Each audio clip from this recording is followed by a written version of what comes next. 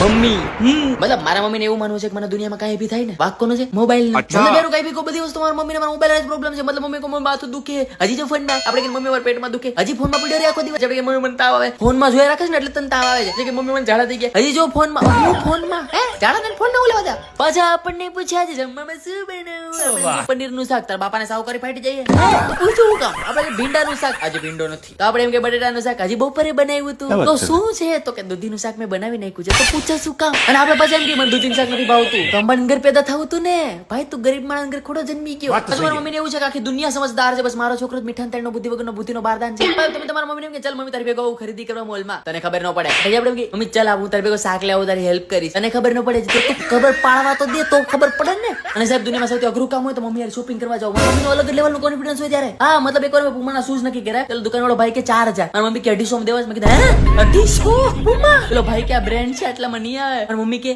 1200 રૂપિયામાં હાઈડ થાય ક્યાં થાય મમ્મી કાઈક તો જો ઘડીક તો મને દુકાનવાળા પગમાં ઉપડી જો માફ કરી દો ભાઈ ભૂલ થઈ ગઈ અને મમ્મી લોકોને સૌથી વધારે સારું આવડે બ્લેકમેલ કરતા હા મતલબ તમારા મમ્મી તમને કહેશે પાણી ભર દે ને બેટા આપણે એમ કે મમ્મી 5 મિનિટમાં છેલ્લી વાર પાઈ દે પછી હોય કે ન હોય સાહેબ ના કરે નારાયણ ને મમ્મી આમે ગુસ્સામાં કઈ બોલાઈ ગયું મતલબ ચાલુ આ દિવસ આટલું તમને મોટા કર્યા હતા આ જાપડવાનું બાકી હતું અમારે અને કા પછી કે અમને તું અત્યારે ધ્યાન નથી રાખતો ગઢપણમાં તું અમને હું સાચવીશ આપણને એવા વાઘ વચનો કહેવામાં આવે કે આપણને એમ થાય કે અત્યારે ઢાંકણીમાં પાણી લઈને ડૂબી મરી અચાનક એવો સમય એક આવે બેટા તું મને તારી બધી વાત કરી શક હું તારી માં નહીં તારી ફ્રેન્ડ છું મમ્મીને તો બધા બધું તું પણ મને કહી દી મને કે તારી ગર્લફ્રેન્ડ છે ને સાચું કે હે મને ખબર છે ને મેં કીધું હા મમ્મી તરત એ સાંભળો છો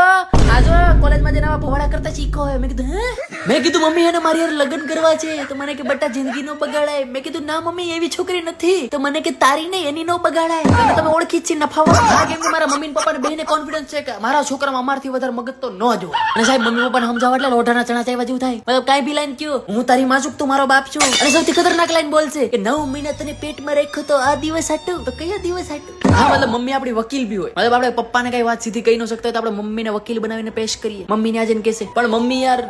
આપણે ભૂખ્યા હોય તો એ ખુદ બી ભૂખી રાતે કામ પરથી લેટ આવીએ ત્યાં સુધી એ જાગશે અને મમ્મી છોકરાઓની સાઈડ જ હોય અમે એટલે અમે કપડા બી લેવા જાશું તો મમ્મી એમ જ કહેશે ના મારે નથી લેવું તમે છોકરાને લઈ દો ને કે પેલું કે ને માં તે માં બીજા વગડા ના આવા ખુદ ભૂખી રહીને કહેશે મારા દીકરા તું ખા નાની નાની ખુશીઓમાં બી સપોર્ટ કરશે કે વાહ મારા દીકરા વાહ અને પૈસા બચાવીને મને વાપરવા આપશે કે જા દીકરા તું લઈ જા કેમ કે આપણા મા બાપ હવે છેલ્લી જનરેશન છે કે જે ખુદની ખુશી જોયા વગર જિંદગી જીવે આપણી ખુશી પર એટલે જ તો એને કહેવાય માવતર